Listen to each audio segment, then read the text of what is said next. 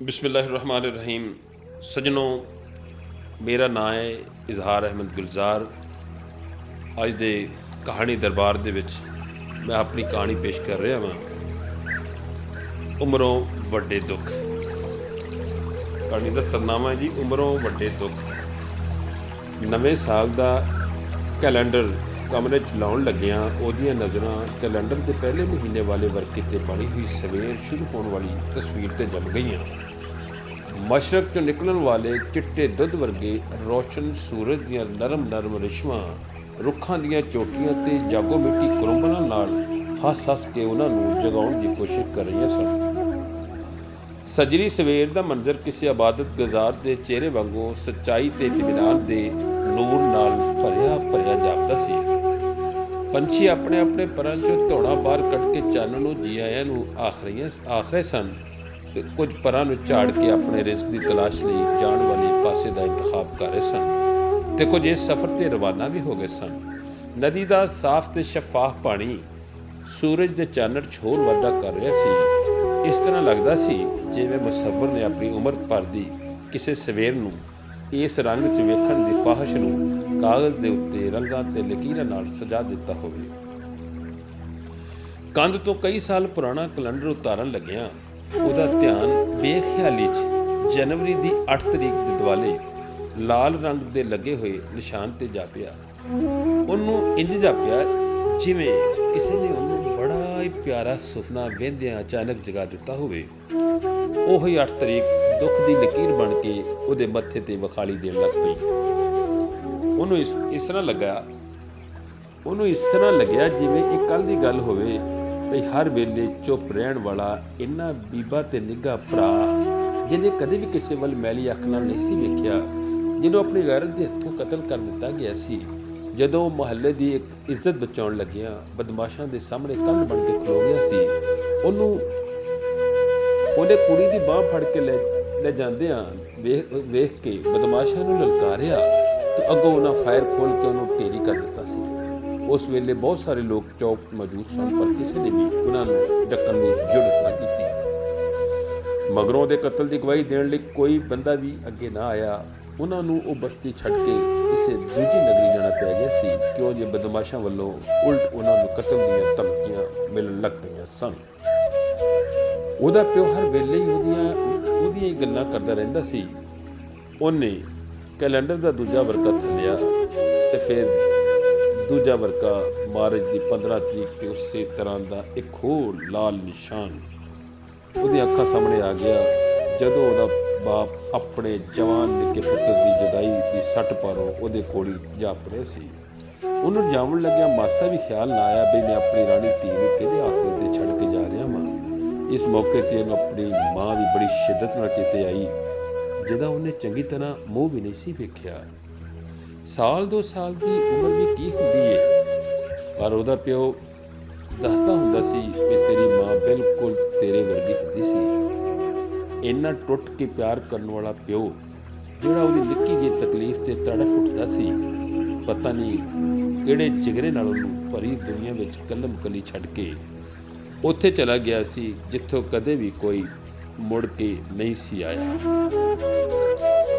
ਉਹਨੇ ਅਗਲਾ ਵਰਕਾ ਥੱਲਿਆ ਤੇ ਫਿਰ ਇੱਕ ਹੋਰ ਤੇ ਫਿਰ ਇੱਕ ਹੋਰ ਵਰਕਾ ਥੱਲਣ ਮਗਰੋਂ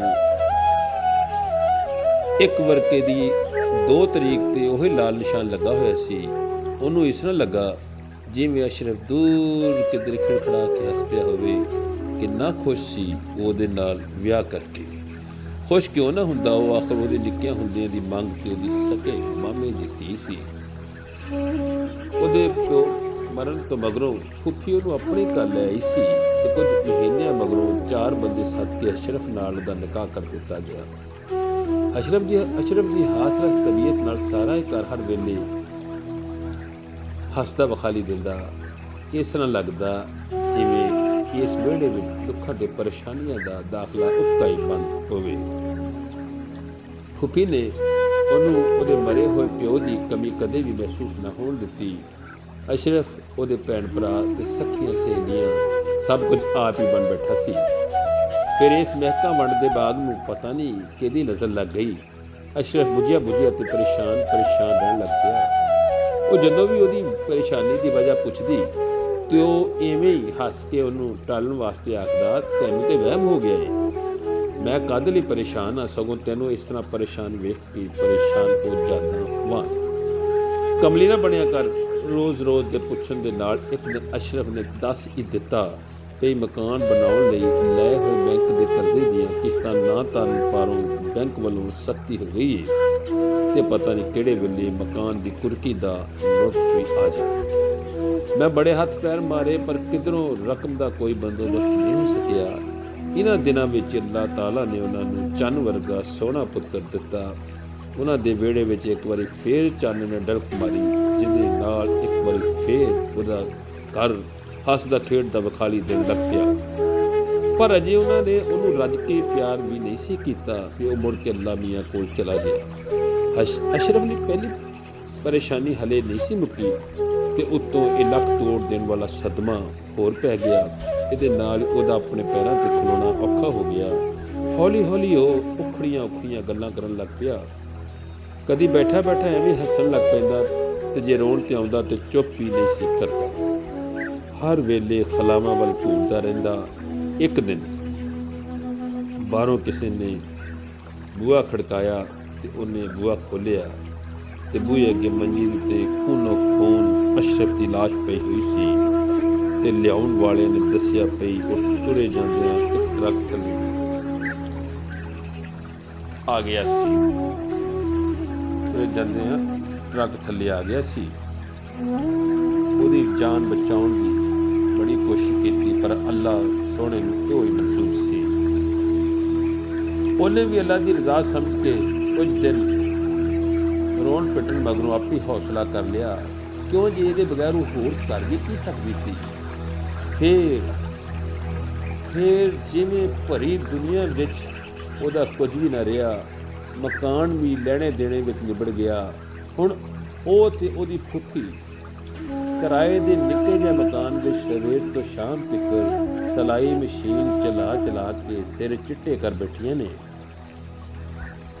ਇਹਨਾਂ ਮਸ਼ੀਨਾਂ ਦੇ ਖਬਰੇ ਕਿੰਨੇ ਕਰੋੜ ਚੱਕਰ ਚੱਲ ਚੁੱਕੇ ਨੇ ਪਰ ਉਹਨਾਂ ਦੀ ਇਸ ਦੁੱਖ ਭਰੀ ਜ਼ਿੰਦਗੀ ਦੇ ਪੈਂਡੇ ਮੁੱਕਦੇ ਵਿਖਾਲੀ ਨਹੀਂ ਦੇ ਰਹੇ। ਉਹਦਾ ਧਿਆਨ ਇੱਕ ਵਾਰੀ ਫੇਰ ਨਵੇਂ ਕੈਲੰਡਰ ਦੇ ਪਹਿਲੇ ਵਰਕੇ ਤੇ ਨਿਕਲਦੇ ਹੋਏ ਸੂਰਜ ਵਾਲੀ ਤਸਵੀਰ ਵੱਲ ਚਲਾ ਗਿਆ। ਪਰ ਉਹਨੂੰ ਇਸ ਤਰ੍ਹਾਂ ਲੱਗਿਆ ਜਿਵੇਂ ਹਾਲੇ ਸੂਰਜ ਉਹਦੇ ਵਾਸਤੇ ਤੁਲੂ ਨਹੀਂ ਹੋ ਰਿਹਾ। ਉਹਨੇ ਨਵਾਂ ਕੈਲੰਡਰ ਲਪੇਟ ਕੇ ਪਰਾਂ ਰੱਖ ਦਿੱਤਾ ਤੇ ਉਸੇ ਲਾਲ ਨਿਸ਼ਾਨਾਂ ਵਾਲੇ ਪੁਰਾਣੇ ਕੈਲੰਡਰ ਨੂੰ ਝਾੜ ਕੇ ਫੇਰ ਘਰ ਦੀ ਕਲਰ ਖਾਦੀ ਕੰਧ ਦੇ ਉਸੇ ਕਿੱਲ ਨਾਲ ਲਾ ਦਿੱਤਾ ਤੇ ਫਿਰ ਹੌਕਾ ਭਰ ਕੇ ਸਿਲਾਈ ਵਾਲੀ ਮਸ਼ੀਨ ਤੇ ਆ ਬੈਠੀ। ਦੁੱਖ ਪੁਰਾਣੇ ਵੀ ਹੋ ਜਾਣ ਤੇ ਉਹਨਾਂ ਦੀਆਂ ਸਾਂਝਾਂ ਤੇ ਨਹੀਂ ਮੁੱਕਦੀਆਂ। ਸਿਲਾਈ ਵਾਲੀ ਮਸ਼ੀਨ ਇੱਕ ਵਾਰੀ ਫੇਰ ਤੇਜ਼ੀ ਨਾਲ ਘੁੰਮਣ ਲੱਗ ਪਈ।